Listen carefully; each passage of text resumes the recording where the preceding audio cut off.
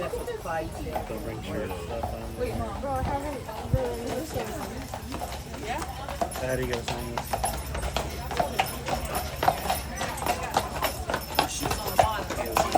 That's how big their books are. Alright, well good morning everyone and welcome to the Visit Legs Trolley. My name is Patricia, I'm going to be your tour guide today.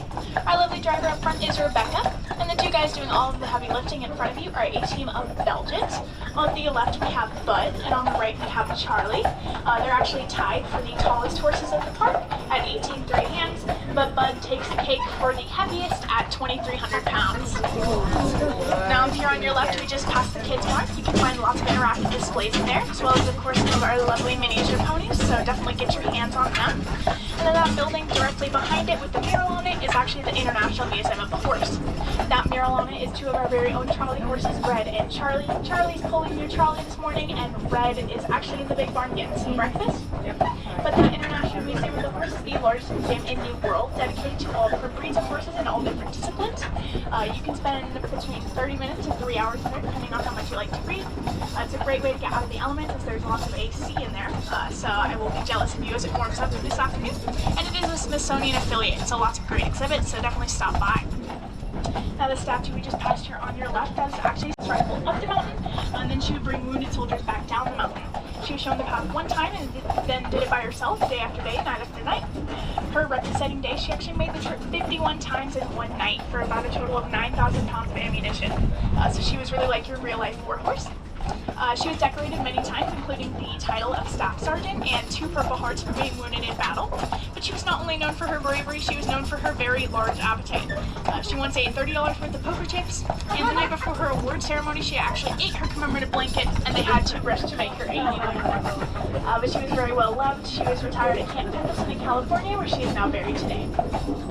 Now, if you're on your right, we are passing the most unattractive side of the breeds barn. It is a lot more attractive in the front, I promise. Definitely check it out. You can find all different breeds of horses, from some of our larger guys up front to even some smaller Chincoteague ponies. They've also got some fun rare breeds, so definitely check that out.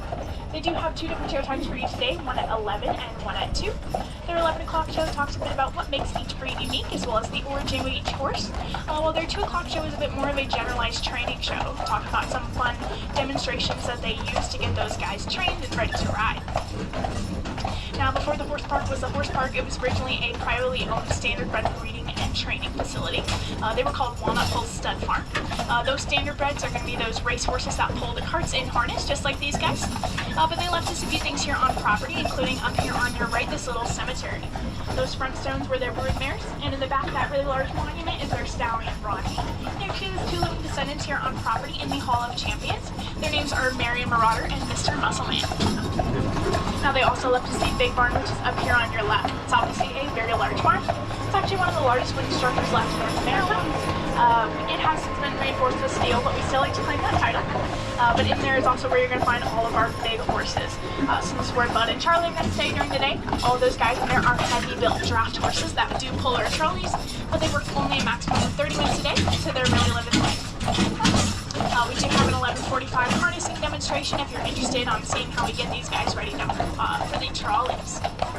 Now, if you're on your left, these are our competition stalls.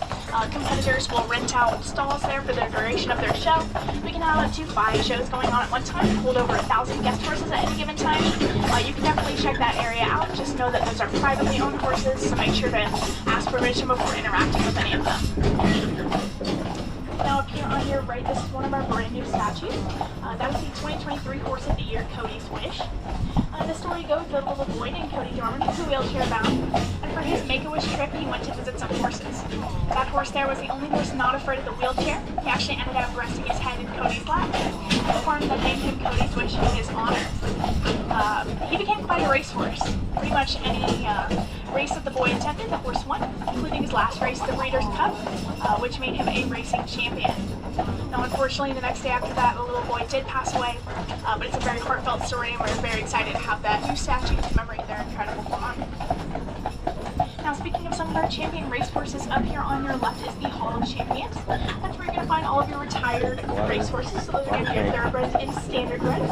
All those guys in there have earned well over $1 million, except the workers, not quite there yet. But now they're going to live out the rest of their days here at the park, hanging out in their pastures, getting shown off, and of course, lots of cookies. They do have a few different show times for you today. One at 10:30, 1:15, and 3:30. Now, a common question we get here at the park is about our double fencing. You'll notice it on either side of the trolley as well as all over the park. There's a couple different reasons for this.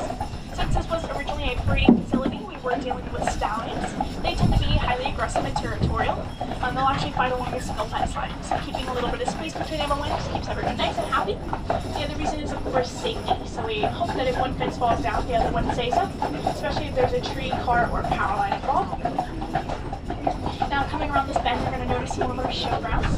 Off in the distance there is a hunter jumper show going on. So that's going to be where horses are judged over their performance over fences. Again, you can check any of those areas out. Just know that competitions are very stressful, so you'll probably not be able to interact with those horses. But the Kentucky Horse Park here is pretty unique in that we have a horsey theme park in the center of the park, and then on the outskirts we have all of our showgrounds. It's our busy season in the summer right now, so there's always something going on, so definitely explore those areas. There's always lots of cool things to watch.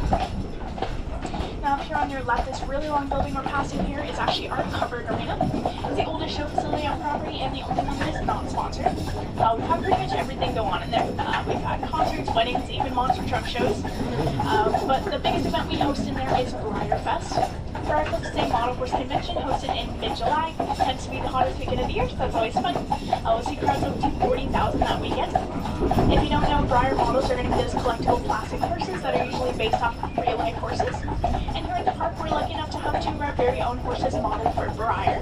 You can find them right up ahead at the Mounted Police Farm. That will be Legend and Oliver.